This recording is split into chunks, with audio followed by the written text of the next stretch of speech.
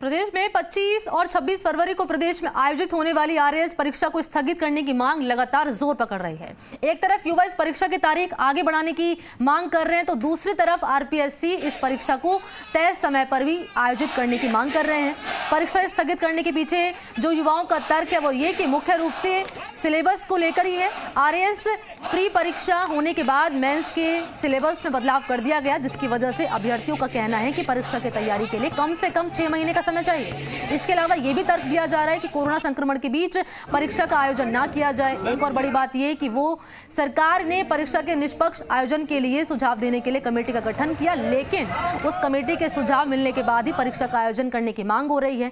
अभ्यर्थी अपनी जगह पिछले काफी समय से मांग उठा रहे हैं, तो आरपीएससी अपने तय कार्यक्रम के हिसाब से ही परीक्षा कराने पर अड़े हुए हैं, जिसकी वजह से पिछले काफी समय से युवा अलग अलग तरीके से प्रदर्शन भी कर रहे हैं। कभी अजमेर में आरपीएससी के सामने तो कभी जयपुर में सरकार तक आवाज पहुंचाने के लिए प्रदर्शन किया जा रहा है। और ये पूरा मामला क्या है? 26 फरवरी को आरएएस मुख्य परीक्षा का आयोजन होने जा रहा है और आरपीएससी की ओर से क्लियर कर दिया है कि परीक्षा समय पे होगी, लेकिन राजस्थान विश्वविद्यालय की ये तस्वीर कुछ और ही बताती है। परीक्षा को स्थगित करने की मांग को लेकर लंबे समय से आंदोलन चल रहा है और अब राजस्थान विश्वविद्यालय में पिछले 3 दिनों से लगातार धरना दिया जा रहा है। ये बड़ी संख्या में मौजूद स्टूडेंट कहीं ना कहीं इस बात का संकेत दे रहे हैं कि परीक्षा स्थगित होनी चाहिए, क्योंकि सिलेबस चेंज किया गया है। इसके साथ ही अन्य कारण है। बड़ी संख्या में ये भविष्य के वो अधिकारी हैं जो राजस्थान की बागडोर को अपने हाथ में लेंगे और अपनी जो मांगे हैं उनको मान रहे। अभिषेक मेरे साथ मौजूद है। अभिषेक, किन मांगों को लेकर आप यहाँ धरना दे रहे हैं? देखिए, आरपीएससी ने जो है प्री परीक्षा का परिणाम जो है 19 नवंबर को जारी किया। उसके 10 दिन बाद में जो है मुख्य परीक्षा का सिलेबस जारी किया और मुख्य परीक्षा का सिलेबस जो जारी किया उसमें पुराने पाठ्यक्रम से यदि तुलना की जाए तो उसमें 70% से अधिक जो है बदलाव किया गया है। अब उस पाठ्यक्रम को पढ़ने के लिए जो समय मिला है वो सिर्फ 93 दिन का मिला है और उन 93 दिनों में मुख्य परीक्षा देने वाले अभ्यर्थियों के पास में जो है संभव नहीं है कि इतने दिनों में जो है वो अपनी तैयारी कर सके। इसलिए हमारी ये मांग है कि जो और तस्वीरें इस वक्त आपके टीवी स्क्रीन पर। सहयोगी ललित की आपने रिपोर्ट भी देखी, उन्होंने बातचीत करी अभ्यर्थियों से, तमाम अभ्यर्थियों से जो कि लगातार मांग कर रहे हैं। और ललित ज्यादा जानकारी के साथ इस खबर पे मेरे साथ जुड़ चुके हैं। ललित, अभी हमने सुना अपने अभ्यर्थियों से बातचीत की जो साफ तौर पर ये कह रहे हैं कि हमारी ये तमाम मांगे हैं और इन तमाम मांगों को लेकर प्रदर्शन कर रहे हैं। जानकारी आपसे लेना चाहूंगी ललित में। जी बिल्कुल मनी, अगर बात करें आरएएस मुख्य परीक्षा 25 और 26 फरवरी को इस परीक्षा का आयोजन होना है। इस परीक्षा की स्थगित करने की मांग को लेकर राजस्थान में लगातार आंदोलन तेज होते जा रहे हैं। पहले हमने देखा था कि आरपीएससी के बाहर दंडवत रैली करके आरपीएससी को ज्ञापन सौंपा गया था। सरकार तक अपनी मांग पहुंचाने के लिए जयपुर में विभिन्न तरीकों से आंदोलन देखने को मिले थे। अब पिछले 3 दिनों से राजस्थान विश्वविद्यालय के मुख्य गेट पर बड़ी संख्या में आरएएस जो प्री परीक्षा पास करे हुए अभ्यर्थी हैं वे जुटे हुए हैं। अभ्यर्थियों की मांग है कि जो सिलेबस में बदलाव किया गया है, तकरीबन 70% सिलेबस में बदलाव कर दिया गया है। नवंबर में परीक्षा का परिणाम आया था और परिणाम के बाद मुख्य परीक्षा के सिलेबस में बदलाव किया गया है।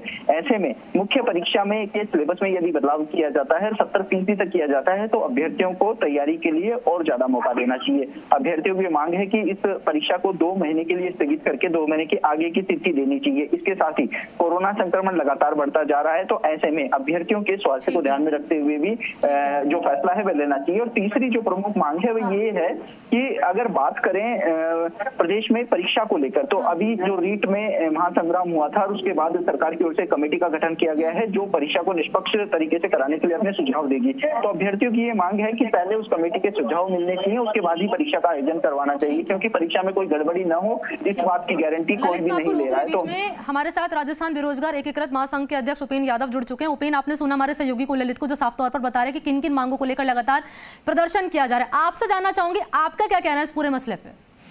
देखो, जो विद्यार्थी जो लगातार मांग कर रहे थे, इस संबंध में पहले जब मेरी 5 दिसंबर को मुख्यमंत्री जी से मुलाकात हुई थी तो मुख्यमंत्री जी के सामने मैंने ये बात रखी थी कि जो विभागीय लापरवाही होती है, समय पूरा विद्यार्थी को दिया नहीं जाता, अचानक परीक्षा तिथि घोषणा की जाती है, सिलेबस के अनुसार समय नहीं दिया जाता, विवाद होता है। ऐसे में समय प्रॉपर दिया जाए। अभी भी इसी भर्ती में जो विद्यार्थी जो मांग करे कि सिलेबस में अचानक बदलाव कर दिया गया और वो कह रहे हैं कि हमें अतिरिक्त समय दिया जाए, तो ऐसे में इन विद्यार्थियों को सुनते हुए अतिरिक्त समय इनको देना चाहिए। आज सुबह मैं शिक्षा मंत्री से मुलाकात मुलाकात करने गया था, तो वो सदन में जा रहे थे, उन्होंने मुझे शाम को वापस बुलाया, सीएमओ के अधिकारियों से भी समय मांगा है, इनकी बात मैं भी मजबूती से उठाऊंगा। लेकिन ये यही नहीं, जहां वो फर्स्ट ग्रेड की हो, चाहे सेकंड ग्रेड की हो, चाहे रीट की हो, चाहे अन्य तमाम जो और भर्तियां जो प्रदेश के लाखों बेरोजगार तैयारी करे, वो भी असमंजस की स्थिति में कि हमारी एग्जाम कब होगी, क्योंकि फिर ये अचानक सिलेबस जारी, वो कैलेंडर जारी करते हैं, अचानक तारीख जारी करते हैं, जिससे बेरोजगार अपने आप को ठगा सा महसूस करते हैं। तो भरपूर समय विद्यार्थियों को मिलना चाहिए। आज विद्यार्थी कितने दिन से संघर्ष कर रहे हैं, माननीय मुख्यमंत्री जी से यही अपील करूंगा कि युवाओं को सुने और उनके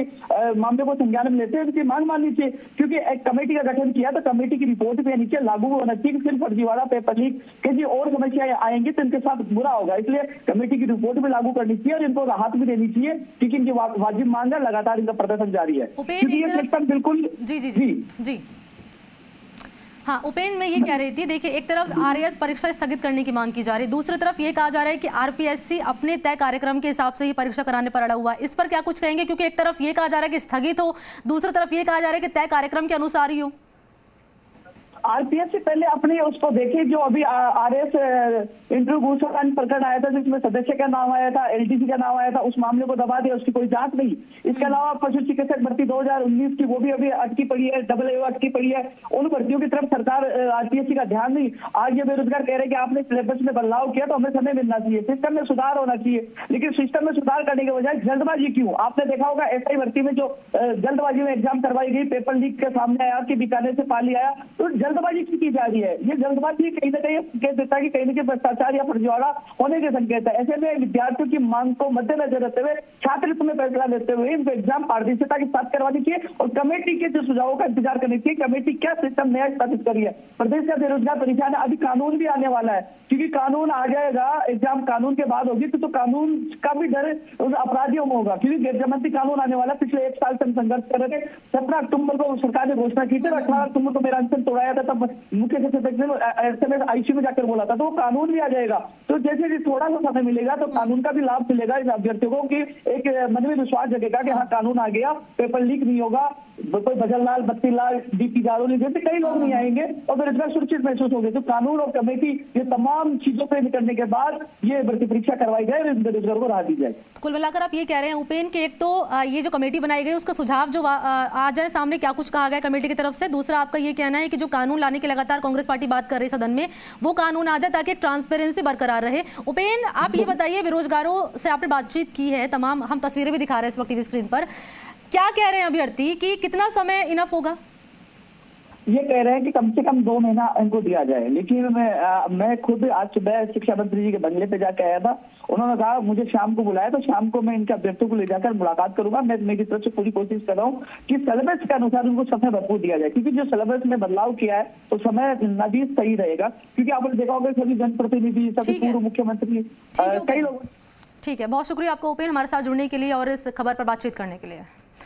और ललित आपका भी बहुत बहुत शुक्रिया, महत्वपूर्ण जानकारी आपने साझा की। नजर बनाए रखेगा, अपडेट होकर फिर से आपको साथ जुड़ेंगे और बढ़ते आगे। राजधानी जयपुर का रुख कर लेते। पदभार